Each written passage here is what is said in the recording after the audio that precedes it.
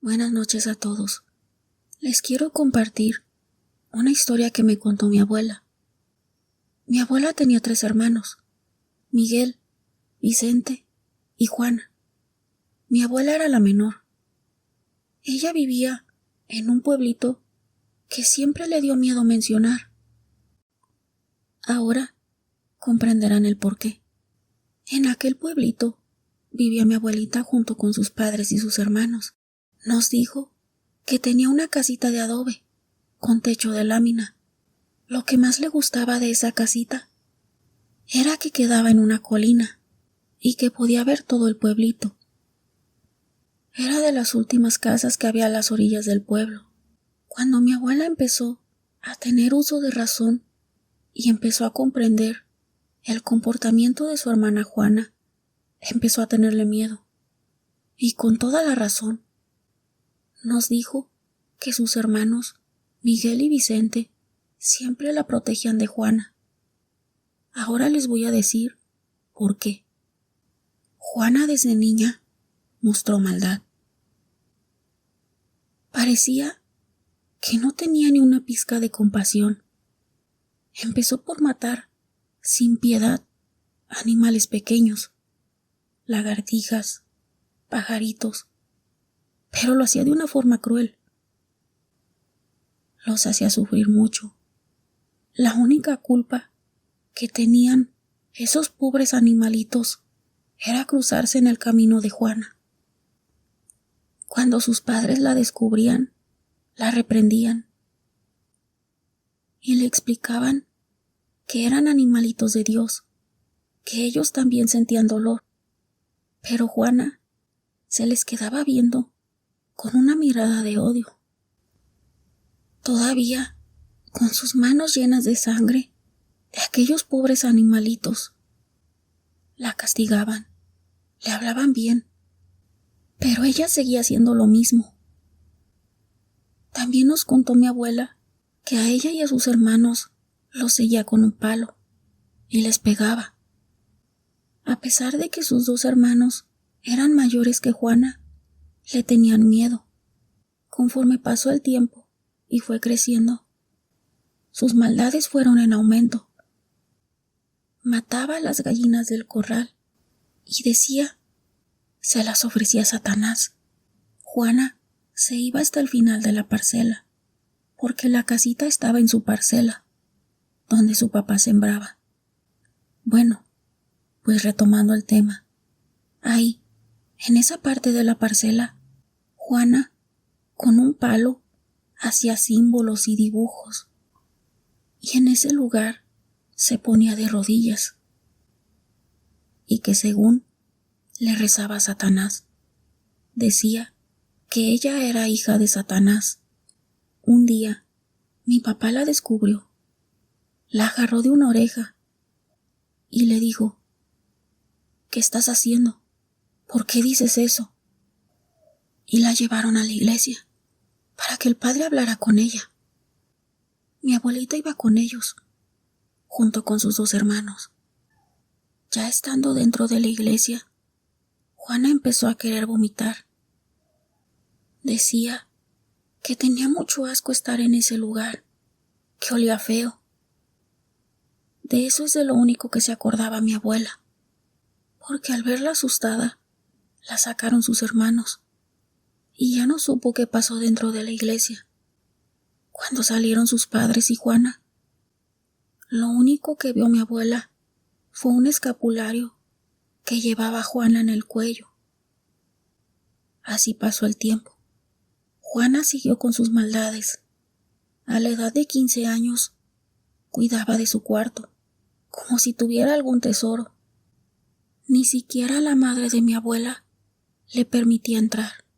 Decía que su cuarto era suyo y de nadie más. Se encerraba con llave, y cuando estaba fuera de él, también lo cerraba con llave. Contaba mi abuela que las puertas eran de madera pesada y rechinadoras. Sus padres siempre gozaron de muy buena salud. Esa tarde estaban preparando la tierra para la siembra. junto con sus hijos, incluida mi abuela, menos Juana, que no sabían qué tanto hacía en su habitación. Después de trabajar, se metieron a su casa a comer. Por la noche, se fueron todos a sus habitaciones.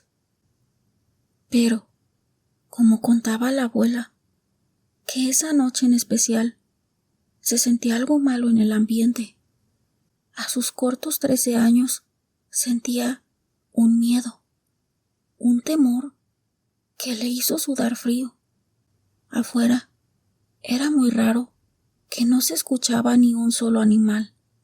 Esos grillos que siempre se escuchaban por las noches estaban callados, como si presintieran algo.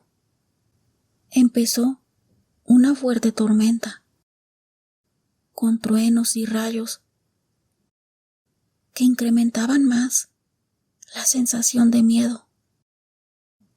Mi abuela, esa noche, se tapó con las cobijas de pies a cabeza. Así pasó la noche. No supo en qué momento se quedó dormida. Sus padres eran de los que se levantaban a las 6 de la mañana. A esa hora ya olía a café de olla y se escuchaba cómo empezaba a tortear. Pero esa mañana fue muy rara. No se escuchaba el ritmo de las manos de su madre mientras torteaba, ni ese peculiar olor a café que envolvía la casa todas las mañanas, ni el sonido de los sorbos de su padre mientras se tomaba su café. Y eso la hizo sentir una angustia en su pecho. Se levantó, abrió su puerta, y en ese momento también Miguel y Vicente abrieron las puertas de sus habitaciones, también extrañados por el silencio anormal. Se voltearon a ver los tres, y con las miradas se entendieron que algo malo había pasado. Miguel, por ser el mayor, se dirigió al cuarto de sus padres. Les tocó la puerta, pero no tuvo respuesta. Volvió a insistir, pero pasó lo mismo. Se armó de valor y abrió la puerta. Cuando entró, pegó un grito. Vicente y la abuela entraron corriendo para ver qué era lo que pasaba. Los tres se pusieron a llorar al ver a sus padres con una mueca de horror en sus caras. Y ahí estaban los dos, sin vida. Le gritaron a Juana, pero ella ni se inmutó. Parecía como si no le doliera que sus padres estuvieran muertos. Miguel corrió al pueblo para avisar que sus padres habían amanecido sin vida. La gente del pueblo se hizo cargo de todo, en especial la madrina de mi abuela. Nos platicaba que ella solo veía gente entrar y salir de su casa. No sabía ni qué hacían. Después de eso, los velaron a los dos juntos, y así los enterraron. Después de que todo pasó, ya por la noche, Miguel les dijo a Vicente y a mi abuela que se fueran a su cuarto para dormir los tres juntos. Y Juana, como si no hubiera pasado nada. Después de las 12 de la noche, se empezaron a escuchar voces en el cuarto de Juana, risas, carcajadas, como si hubiera mucha gente hablando al mismo tiempo. Los tres se quedaron callados, atentos y asustados. Era imposible que hubiera esa cantidad de gente dentro de la casa, porque jamás se escuchó que se abriera la puerta de la entrada, y mucho menos podría caber tal cantidad de gente en el cuarto de Juana. Toda la noche se la pasaron despiertos, escuchando ese bullicio. Tenían miedo hasta de respirar. Miguel les dijo muy quedito: mañana nos vamos de aquí. No se asusten. Pero él estaba tan asustado como sus hermanos. Todavía la abuela recordaba el temblar de las manos de Miguel cuando los abrazó. Pues esa noche así estuvieron, sin dormir. Ya para amanecer se calmó todo. Ya no se escuchaba ni las voces ni las carcajadas. Y Juana no se escuchaba. Agarraron lo que pudieron y se fueron con su madrina. Le contaron todo y que ellos no querían vivir con Juana porque les daba miedo. La madrina les dio asilo. La gente del pueblo empezó a rumorar que Juana se convertía en tecolote, que ya la habían visto, y que aparte era muy bruja. La gente ya no descuidaba a sus niños chiquitos. Ponían las tijeras en cruz y palmas benditas en puertas y ventanas. Y dijo la abuela, y no tardamos mucho en comprobar que lo que la gente decía era verdad. Una noche, algo muy pesado se postró en el techo de la casa de la madrina de mi abuela. Se escucharon unas alas muy grandes aleteando y ese sonido que hacen los tecolotes. Pero, al escuchar cómo se retiraba del techo, soltaba una carcajada de burla. Desde el pueblo se alcanzaba a ver la colina, donde por varios años había sido su casa. Contaba mi abuela que por las noches se iluminaba con bolas de fuego, que su madrina les decía que se trataban de las brujas que iban a visitar a Juana. Había muchas veces que hasta el pueblo se escuchaban alaridos y cánticos en una lengua desconocida. La gente del pueblo ya no quería salir por las noches. Juana seguía postrándose en los techos de los hogares, especialmente en donde se encontraban ellos. La madrina de mi abuela les decía en voz baja: ya llegó otra vez. Ay, Dios mío. Y empezaba a rezar: Padre nuestro que estás en el cielo, santificado sea tu nombre. Y de repente, Juana volaba del techo, siempre con esa carcajada de burla. Claro estaba que se burlaba de ellos. Muy de vez en cuando bajaba al pueblo, con su apariencia normal de persona. No había quien se atreviera a mirarla a los ojos. Le sacaban la vuelta, por el temor, por el miedo que le tenían.